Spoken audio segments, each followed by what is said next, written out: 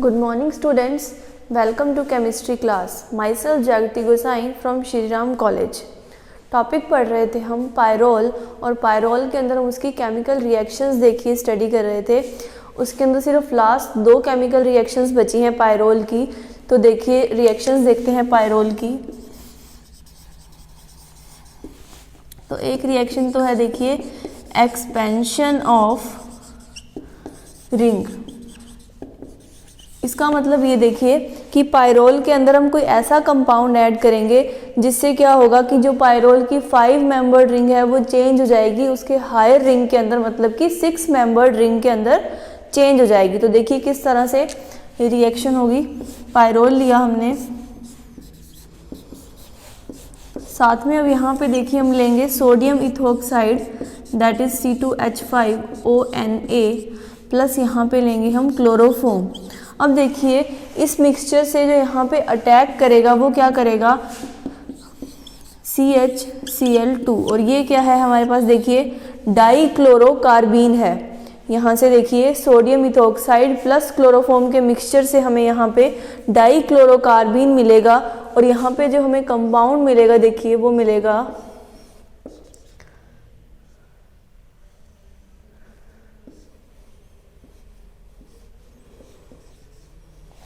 Beta क्लोरोपिरिडीन।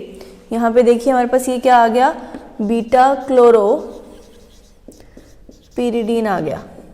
तो यहाँ पे देखिए रिंग का एक्सपेंशन हो गया। एक्सपेंशन का मतलब देखिए ये कि यहाँ पे हमारे पास देखिए 4 कार्बन थे, अब यहाँ पे कितने कार्बन आ गए हमारे पास, 5 कार्बन आ गए। तो रिंग का एक्सपेंशन होना, ये रिएक्शन है देखिए पायरोल की, expansion of the ring. Pyrrole लिया हमने, मिक्सचर लिया सोडियम इथोक्साइड प्लस क्लोरोफोम का, उससे हमें डाइक्लोरोकार्बीन मिला और ये जो डाइक्लोरोकार्बीन है जब वो पायरोल के ऊपर एक्ट करेगा तो यहाँ पे हमें बीटा क्लोरोपिरिडीन मिल जाएगा। ठीक है, अब इसके बाद इसकी लास्ट रिएक्शन है देखिए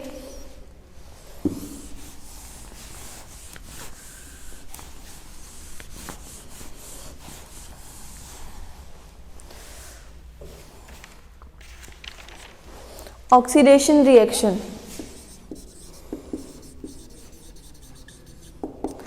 अब यहाँ पे देखिए हमें पायरोल लिया और पायरोल का हम करेंगे ऑक्सीडेशन।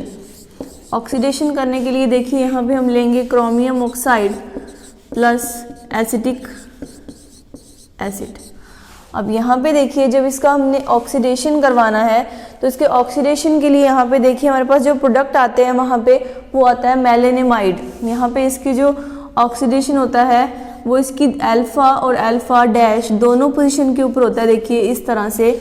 और यहाँ पे देखिए हमारे पास जो ये आया ये आएगा मेलेनेमाइड। पायरोल लिया, पायरोल का ऑक्सीडेशन करवाया और यहाँ पे देखिए इस तरह से मेलेनेमाइड आ गया।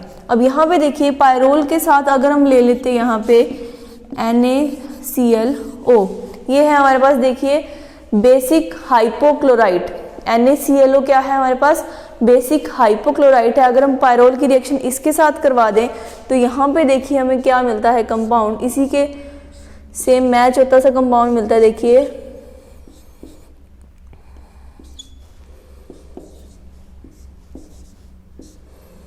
इस तरह से। तो यहाँ पे तो देखिए हमें मेलेनेमाइड मिला था और यहाँ पे देखिए बीटा बीटा डैश डाइक्लोरो मेलेनेमाइड मिल जाएगा। रिएक्शन वही है सेम कि पायरोल ले रहे हैं लेकिन यहाँ पे हमने रीजेंट चेंज कर दिया और रीजेंट ले लिया हमने बेसिक हाइपोक्लोराइट या फिर इसको बोलेंगे सोडियम हाइपोक्लोराइट हमने लिया देखिए।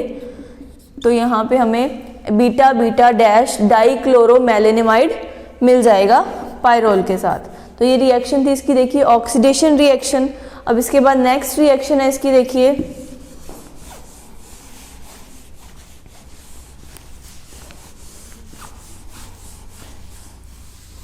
Ring opening reaction. अब रिंग ओपनिंग का मतलब कि जो पायरोल की रिंग है देखिए वो रिंग क्या हो जाएगी, खुल जाएगी या रिंग एक तरह से टूट जाएगी। तो रिंग ओपनिंग रिएक्शन के अंदर देखिए पायरोल लेंगे हम और पायरोल की रिएक्शन करवाएंगे हम हाइड्रोक्सिल अमीन के साथ। और हाइड्रोक्सिल अमीन का फॉर्मूला होता है देखिए हमारे पास NH2OH, जिसके हम 2 मॉलिक्यूल्स लेंगे देखिए। तो यहाँ पे देखिए रिएक्शन किस तरह से होगी, इस पायरोल को हम इस तरह से लिख सकते हैं,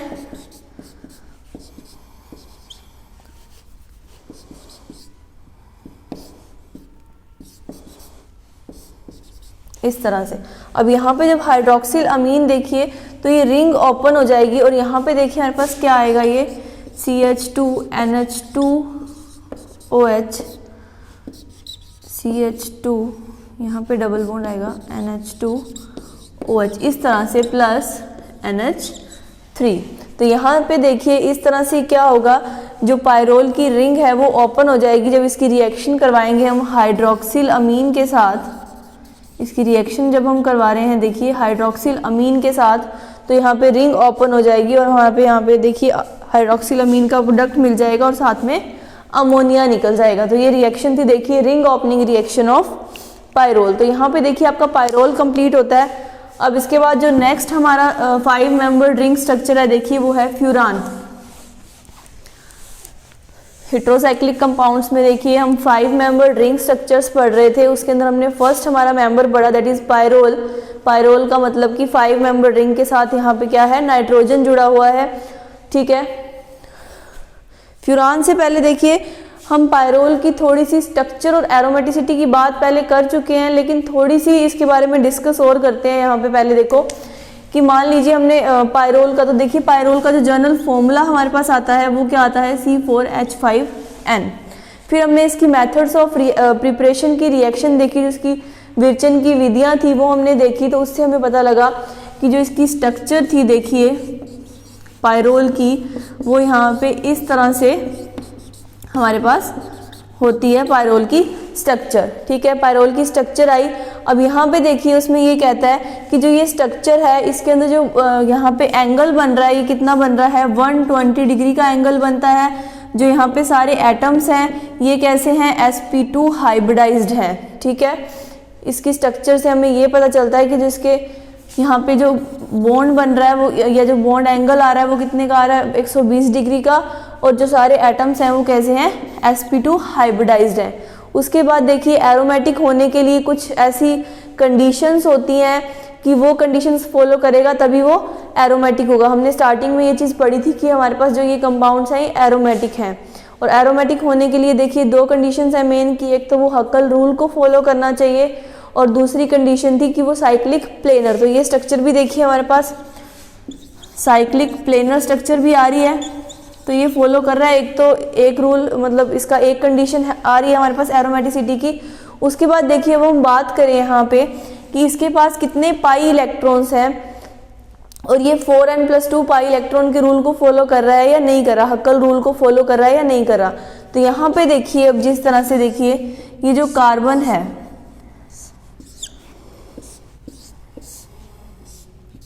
ऐसे, ठीक है। अब यहाँ पे हमने बात करी कि ये सारे क्या हैं, sp2 हाइब्रिडाइज्ड हैं। sp2 हाइब्रिडाइज्ड का मतलब ये कि यहाँ पे इनके पास सबके पास 3 तो क्या है, कार्बन के पास सिग्मा बॉन्ड बन रहे हैं और एक जो इलेक्ट्रॉन है इसका वो बच रहा है देखिए। तो जो एक इलेक्ट्रॉन जो यहाँ पे देखिए इनके पास पाई इलेक्ट्रॉन्स बच रहे हैं वो क्या होंगे, कार्बन के pz ऑर्बिटल के अंदर, कार्बन के pz ऑर्बिटल के अंदर पड़े होंगे यहाँ पे, ठीक है। और उसके बाद देखिए हमने बात करी कि नाइट्रोजन के पास हमारे पास क्या है, यहाँ पे एक lone pair of electron present होता है नाइट्रोजन के पास। तो यहाँ पे देखिए इस तरह से, अब ये देखो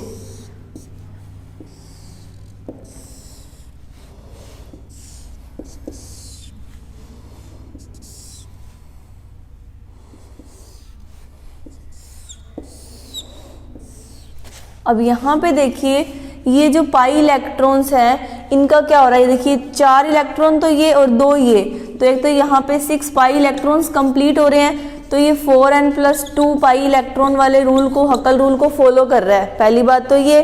और दूसरी बात देखिए जो यहाँ पे ये देखिए यहाँ पे इलेक्ट्रॉन्स हैं, जो ये पाई इलेक्ट्रॉन्स हैं ये क्या करेंगे, पूरी रिंग के ऊपर क्या होंगे, प्रतिस्थापित होंगे या डीलोकलाइज्ड होंगे, इनका अस्थानीकरण होगा। देखिए डीलोकलाइजेशन ऑफ इलेक्ट्रॉन हो रहा है। और जब डीलोकलाइजेशन ऑफ इलेक्ट्रॉन हो रहा है तो हमने पायरोल की यहाँ पे देखिए रेजोनेटिंग स्ट्रक्चर्स भी हमने देखी हैं यहाँ पे, कि हमने पायरोल की रेजोनेटिंग स्ट्रक्चर्स जो अनुनादी संरचनाएं थी वो भी हमने ड्रॉ करी थी। तो इससे देखिए इसकी स्ट्रक्चर और एरोमेटिसिटी के अंदर ये पता लगता है कि इसकी स्ट्रक्चर ये है स्ट्रक्चरल फॉर्मूला इसका C4H5N है।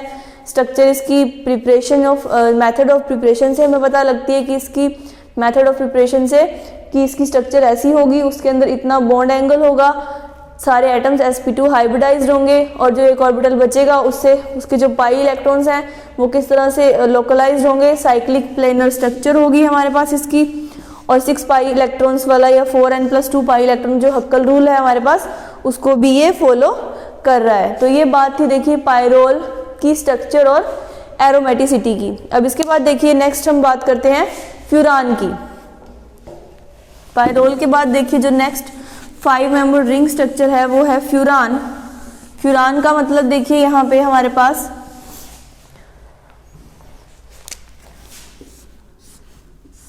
ये स्ट्रक्चर है हमारे पास फ्यूरान की।